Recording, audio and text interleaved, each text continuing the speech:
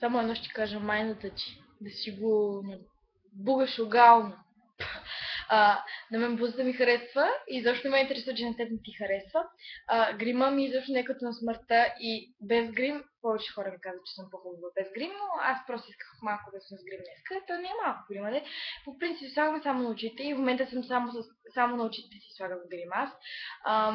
Такива фондите ние не си слагам изобщо, защото те само загрозяват още повече.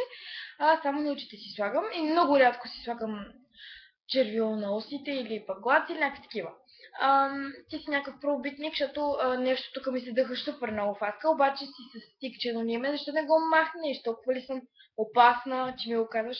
Блузата ми не дай много говориш, защото ти едва ли някога ще си купиш смисъл някаква блуза, изобщо някаква блуза.